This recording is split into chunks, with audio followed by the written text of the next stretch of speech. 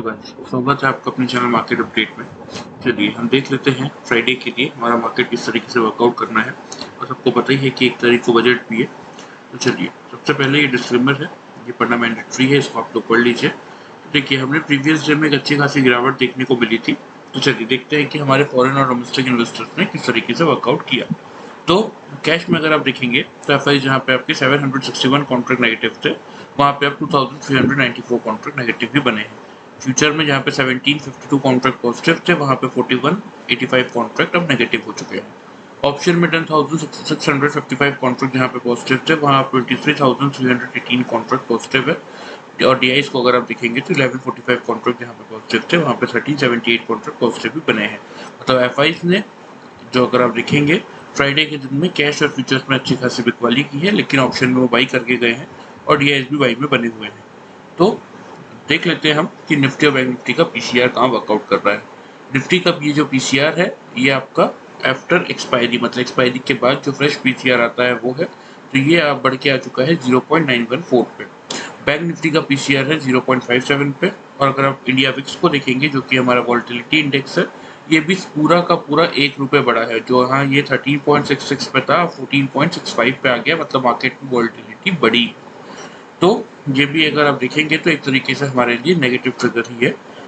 बात कर लेते हैं कि हमने क्या प्रेडिक्शन किया था। हमने क्या प्रेडिक्शन किया था कि वेडनेसडे के दिन मार्केट कहाँ पे खुलने वाला है, 18,100 से 110 से लेके 160 के बीच में। तो चलिए देखते हैं कि ऐसा हुआ क्या।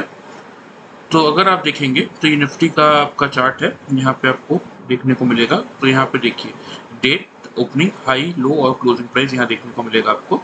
तो अगर यहाँ हम देखेंगे तो हमारा मार्केट कहाँ खुला, 18,093 के लेवल पे 100 का हाई था।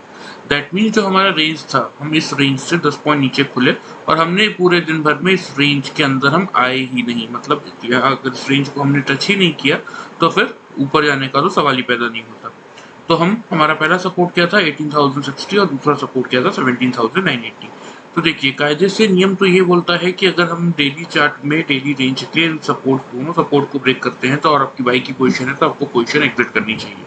और अगर इसका आपको लोअर रेंज टूटता है या इस रेंज को हम जब एंटर ही नहीं करते, इसके नीचे ही रहते हैं और नीचे ही जाते हैं, तो आपको मार्केट क्लियरली वहां से सेल का होता है। तो आप ये दो सपोर्ट के टारगेट्स के लिए पोजीशन लेके चल सकते हैं।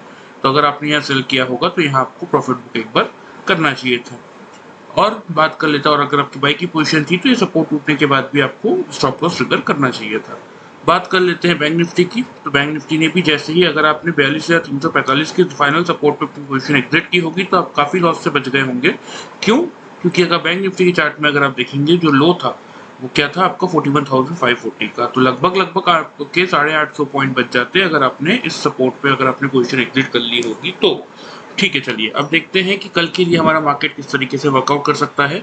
तो देखिए हम बंद हुए हैं 17,891 के लेवल पे और कल हम एक्सपेक्ट कर रहे हैं कि हम 17,980 से 18,030 के बीच खुलेंगे। एक अच्छा खासा 100 पॉइंट का गैप अप हमें मिल सकता है।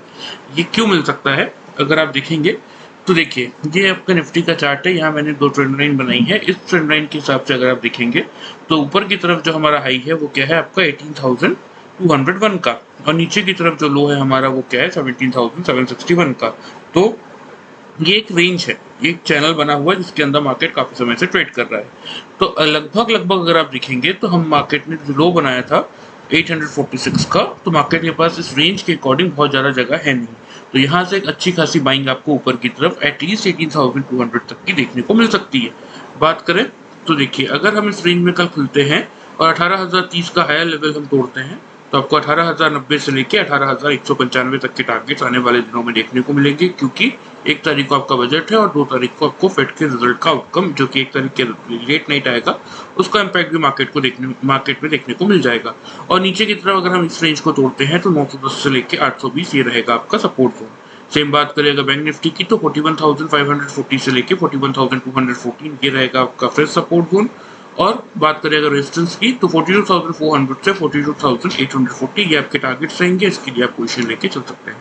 अगर वीडियो आपको पसंद आई हो, मेरे व्यूज आपको अच्छे लगे हो तो प्लीज़ इस चैनल को फॉलो और सब्सक्राइब कर सकते हैं। Thank you very much.